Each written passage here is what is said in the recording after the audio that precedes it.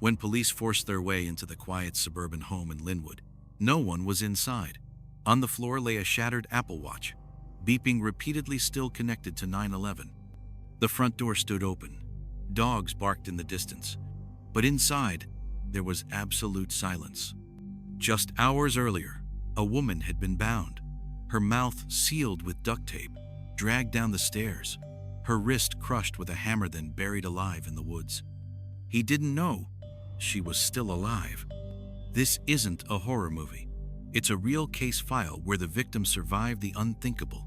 A wife buried by her own husband. And then she crawled out of her own grave. This is the behavioral analysis of the buried alive wife case in Washington state, Tony, of the coldest attempted murders in recent U.S. history. At 12:56 p.m. on the 16th of October, 2022, a 911 dispatcher in Thurston County, Washington, received a call with no intelligible speech. The open line revealed a series of muffled vocalizations resembling suppressed distress sounds, with intermittent background noise suggestive of movement and physical struggle. No verbal response was given to the dispatcher's repeated inquiries. The audio profile of the call included low-amplitude moaning, abrupt shifts in microphone pressure, and sharp percussive impacts, consistent with involuntary vocalizations under duress. The frequency of irregular breathing and strain in the vocal cords suggested that the caller was restrained or otherwise impaired in their ability to speak. The line remained open for several minutes before going completely silent, while the call itself stayed connected. Location tracking triangulated the origin of the call to a residential address in the suburban area of Lacey, near the southern edge of Puget Sound. When responding officers arrived at the scene approximately 15 minutes later, the house was found unlocked. The interior displayed no immediate signs of forced entry, ransacking, or apparent struggle. A damaged Apple Watch lay on the floor near the living room entrance. The device was still connected to emergency services, confirming that it had been the source of the initial call. Observations at the scene noted an absence of all occupants, including the registered residents. The doors to both the garage and backyard had been left open. The presence of the smartwatch, active in emergency mode, and its destruction through blunt force suggests a high probability of intentional disabling. The watch was later confirmed to have been used to send both a voice-activated emergency call and location-sharing data to multiple recipients. This implies that the victim retained partial mobility and cognitive awareness while under restraint. Subsequent video footage obtained from a neighbor's surveillance system showed a vehicle registered to Chae Kyong An, a 53-year-old male and estranged spouse of the resident, arriving at the property earlier that day. The footage captured Anne pulling what appeared to be an unconscious adult female from the house, then placing her into the rear compartment of his vehicle. Movements were abrupt, lacking hesitation, and suggested physical dominance and premeditated effort to suppress resistance. The camera also recorded Anne striking an object near the victim's wrist with what was later identified as a hammer. The timeline indicates that this action occurred shortly after the emergency call was placed, consistent with a suspect attempting to prevent further digital communication.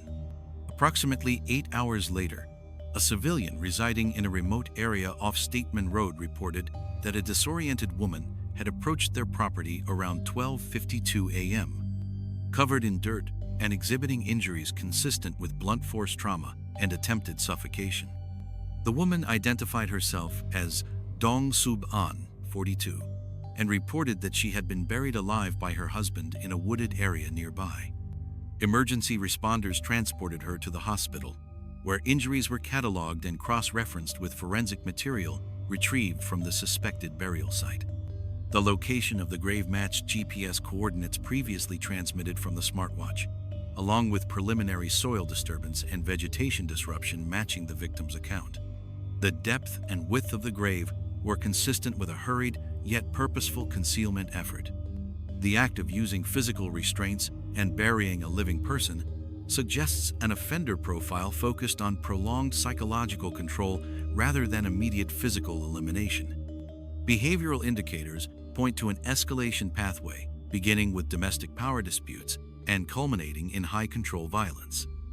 The destruction of the communication device, the transportation of the victim to an isolated site, and the method of burial without prior lethality collectively reflect a behavioral framework centered on punishment, erasure, and domination. No witnesses observed the burial itself. However, the presence of a prepared tool, a shovel, medication, administered prior to burial, and the use of natural concealment materials, a log placed over the site, imply a calculated, rehearsed execution of the event. The offender did not attempt to flee jurisdiction after the act, which may suggest a delusional perception of closure or a lack of anticipatory concern for capture. The subsequent arrest of Chae Kyong An the following morning occurred without incident. Interviews with acquaintances and records from family court indicated a recent history of domestic disputes, including a previously filed protection order which had been lifted. This removal of legal boundaries may have reactivated patterns of coercive control leading to the offense. The placement of the grave, located approximately 11 kilometers from the victim's residence and in a forested region devoid of public access, indicates spatial detachment. The logistical effort required for transport and concealment points to an offender operating under low emotional volatility and high instrumental focus. The absence of defensive wounds corresponding to surface struggle suggests that the victim had been pharmacologically or physically subdued prior to burial. The specific substance administered remains under investigation. However, the sequence of restraint, assault, sedation, and interment conforms to an offender typology exhibiting compartmentalized aggression, methodical planning, and attenuated affective response to interpersonal violence. The lack of forced entry, combined with item concealment, may reflect pre-existing psychological conditioning that facilitated the victim's initial vulnerability within a known environment. Public records from Thurston County Superior Court confirm that Dong Sub-an filed for legal separation from Chae Kyong An during the summer of 2022. The filing included a petition for a domestic violence protection order, citing prior incidents of intimidation and verbal threats. A temporary restraining order was granted but later lifted following procedural review, leaving no legal barrier to contact between the parties at the time of the incident. Court documents indicate that the couple shared 2 children and had resided in Lacey, Washington for several years. The separation process coincided with documented disputes over financial assets and custodial responsibilities.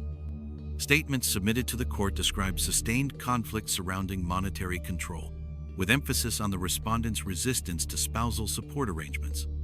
This pattern aligns with behavior frequently observed in coercive domestic dynamics, wherein one party exhibits escalating hostility in response to perceived loss of authority.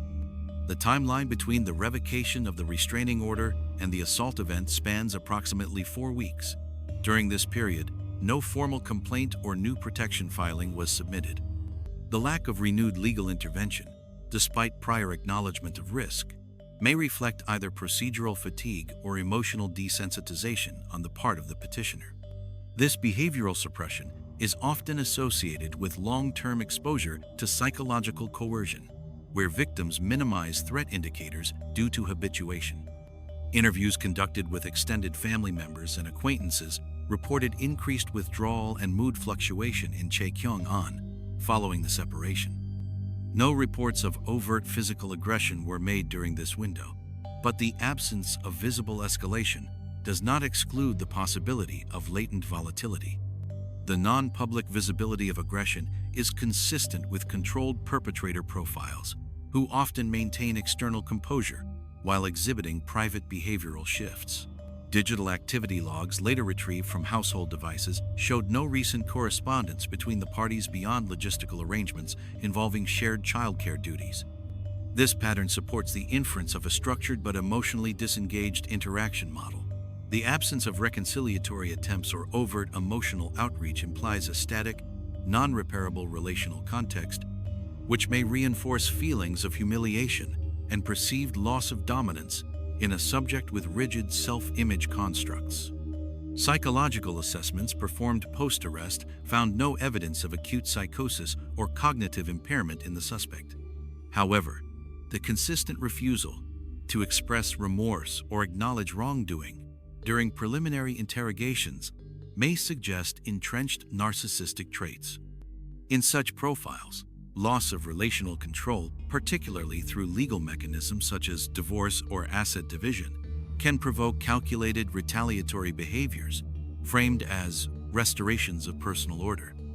The spatial dynamics of the couple's living arrangement post-separation included separate residences, with the male subject reportedly making scheduled visits to the former family home for child-care-related purposes. This routine access provided repeated, unsupervised proximity to the victim without law enforcement oversight. The recurrence of unsupervised interaction, despite a history of conflict, demonstrates an institutional gap in long-term monitoring of high-risk domestic separations. No third-party mediation or psychological intervention is recorded during the separation timeline.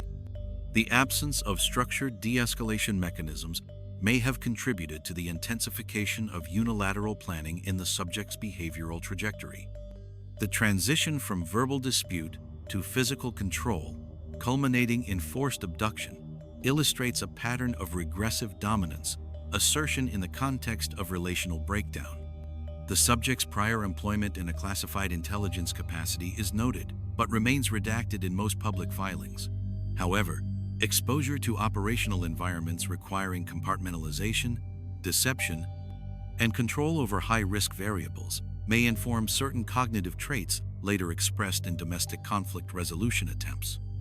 The convergence of occupational conditioning and interpersonal crisis can sometimes amplify risk profiles, especially when institutional detachment is no longer offset by structured authority.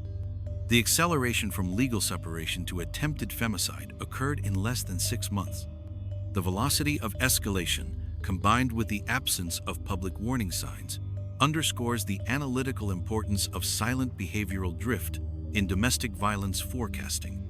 This trajectory did not involve impulsive conflict or mutual confrontation, but rather a unilateral shift toward covert planning and physical execution, reflective of calculated harm intent masked by procedural normalcy. No pre-existing psychiatric diagnosis is currently verified in the subject's medical history, nor is there evidence of prior violent convictions.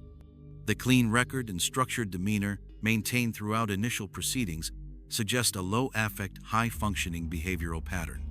This profile complicates early detection and places greater emphasis on indirect indicators such as withdrawal, overcompliance, or sudden routine shifts.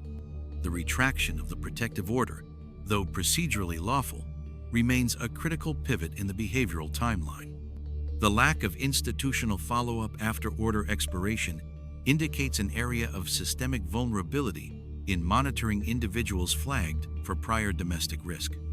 The transition from non-contact enforcement to full reintegration without structured supervision or risk reassessment may represent a failure in continuity protocol, which merits further policy evaluation.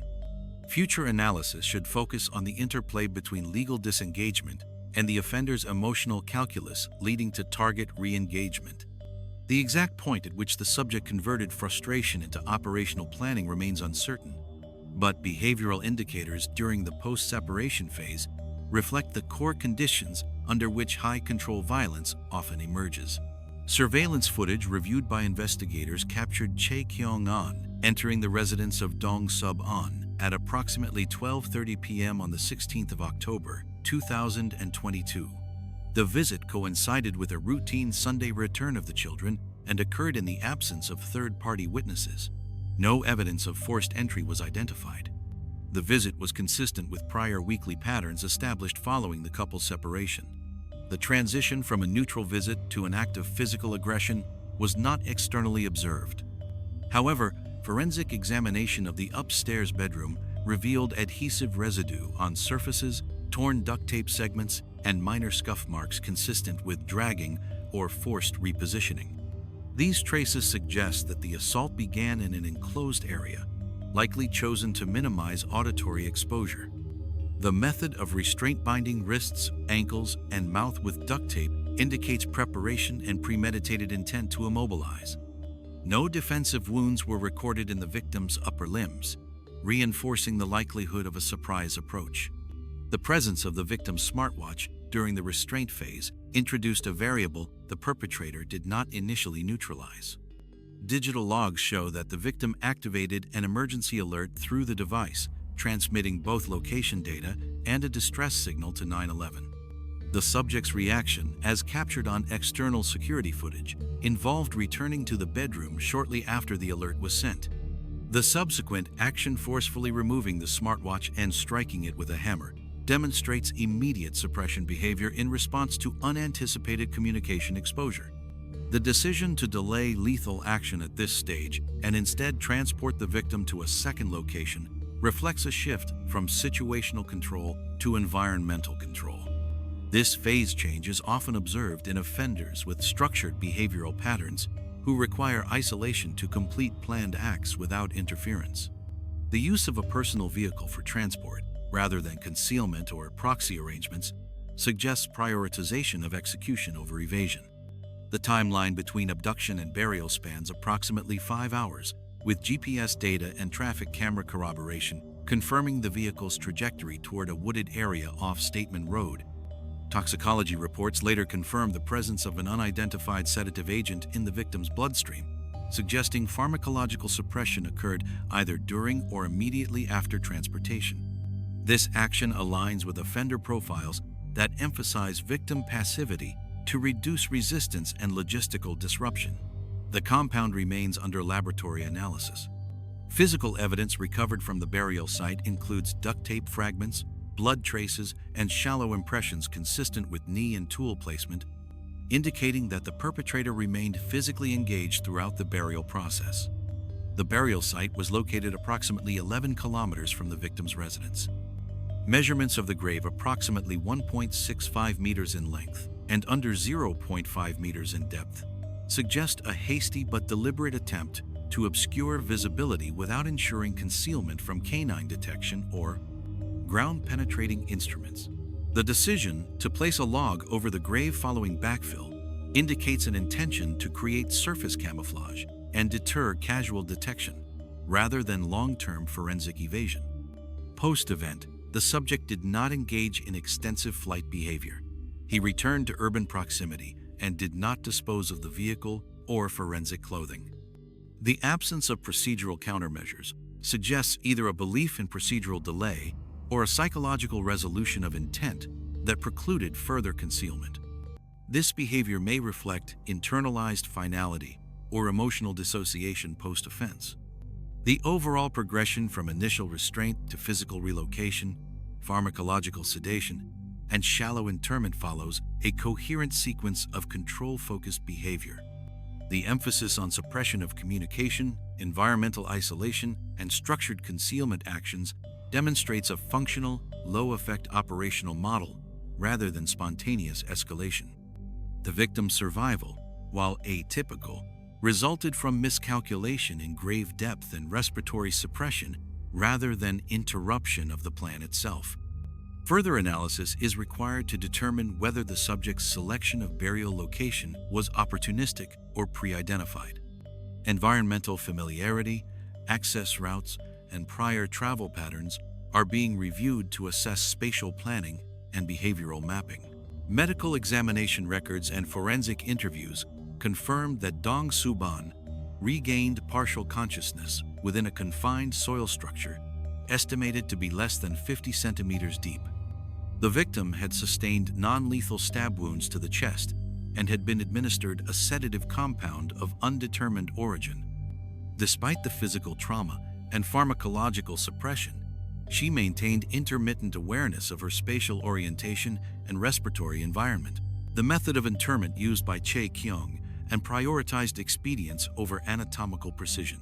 The body was placed face-up in a shallow trench, with minimal compaction and incomplete soil coverage. The subject also positioned a log over the burial site, serving both as camouflage and a rudimentary weight mechanism. However, the limited depth and insufficient sealing of the air pathway allowed residual oxygen to remain in the cavity for a period sufficient to sustain partial consciousness. This environmental condition, coupled with the absence of deep organ penetration from the stab wounds, permitted the victim to retain motor function once the sedative began to diminish. Post-event statements collected from the victim describe a sequential process of regaining limb movement, dislodging bindings, and removing obstructive soil matter. The physical effort required to surface from an unreinforced earth covering is consistent with controlled exertion under high duress. The lack of defensive injury patterns on the upper extremities indicates that the escape was executed through calculated, low-range motion rather than chaotic or force-based thrashing. This behavior suggests a survival-oriented mental state characterized by cognitive preservation under coercive threat. After self-extraction, the victim reportedly observed the suspect's vehicle still in close proximity with engine activity present. No visual confirmation of the suspect was made at this time. The decision to move away from the burial site rather than reapproach the vehicle reflects appropriate situational risk assessment under threat of recapture. The estimated travel distance from the burial site to the nearest residential area was approximately 1.2 kilometers, traversed under physical impairment and limited visibility. Locomotion was conducted barefoot through forest terrain, while sustaining open wounds and post-sedative effects. Witness testimony from the receiving household described the victim's physical state as consistent with prolonged exposure to dirt, adhesive residue, and blunt trauma indicators. Psychological indicators included dissociative speech patterns, hyperventilation, and repeated requests for police verification. The victim remained hidden behind an external structure until emergency personnel arrived, indicating a continued perception of imminent danger even after spatial separation from the assailant. The capacity for coherent decision-making following near-lethal violence and pharmacological interference indicates a high level of psychological resilience. This profile contradicts the perpetrator's apparent assumption of irreversible incapacitation, suggesting a planning deficiency regarding biological tolerance thresholds and error in dosing estimation. The use of a non-clinically verified sedative introduces variability in onset and metabolization, further undermining the suspect's procedural control. Emergency response units initiated victim recovery at 1:03 a.m., less than 12 hours from the initial abduction. The short survival window under non-lethal but escalating threat classifies the case within the threshold of intentional homicide averted by victim-initiated disruption. The subject's failure to verify complete mortality post-burial indicates an absence of forensic closure behavior, often present in more sophisticated offender profiles. Subsequent scene analysis retrieved hair, adhesive fragments, and blood traces matching the victim's DNA profile, confirming the accuracy of her spatial account. The burial site's composition, soft soil with low clay content, also contributed to successful escape conditions, as higher density substrates would likely have obstructed respiratory recovery and exit mobility. The subject's return to urban range without immediate vehicle disposal or route deviation continues to suggest that post-event concealment was not prioritized. This pattern of disengagement, following a failed elimination attempt, reflects possible cognitive dissonance or dissociative deactivation once the offensive sequence was perceived as complete. The interval between victim escape and subject apprehension remains a focal point for understanding the transition between operational aggression and behavioral withdrawal. The subject's lack of re-engagement, despite geographic proximity, warrants further analysis of motivational disintegration post-offense. At 7:38 a.m. on the 17th of October, 2022, a resident in Thurston County reported the presence of an unattended vehicle matching the description distributed by law enforcement in connection with the abduction. Within 44 minutes, Chae Kyong An was taken into custody without resistance. Upon arrest, he exhibited no signs of acute psychological distress or physiological impairment. Medical clearance confirmed that he was stable and fit for detention. His lack of evasive action or concealment behavior following the offense is indicative of psychological detachment from the consequences of the act or a cognitive dissociation from its legal implications. Charges filed against the subject included attempted murder in the first-degree kidnapping, first-degree assault, and domestic violence-related enhancements. The prosecutorial brief emphasized the calculated nature of the offense, highlighting evidence of restraint, transportation, burial, and attempted concealment. The subject's decision not to complete physical verification of mortality prior to leaving the burial site was interpreted as a significant operational oversight, suggesting overconfidence or deficient threat assessment rather than preemptive remorse. During the preliminary hearing, the subject's legal counsel presented arguments referencing his 30-year tenure in classified military intelligence service. The defense introduced the possibility of cumulative occupational stress as a contributing factor. Although no formal diagnosis of post-traumatic stress disorder or related cognitive impairments had been medically established, the court denied bail based on risk to the victim and potential community threat. The denial reflects an institutional response to the high-control nature of the offense and the elevated risk of recidivism in cases involving unresolved domestic coercion. Victim impact statements submitted post-recovery outlined ongoing symptoms consistent with post-traumatic stress response, including hypervigilance, sleep disruption, and psychological distress in response to sensory triggers associated with the burial event. These markers align with known profiles of trauma survivors exposed to prolonged suffocation threats and loss of bodily autonomy. Treatment plans included trauma-focused cognitive behavioral therapy and restricted environmental exposure to media coverage related to the incident. The victim declined relocation assistance but remained under law enforcement protection pending trial proceedings. The victims expressed fear of retaliatory action, even in the context of incarceration, indicates sustained psychological threat perception.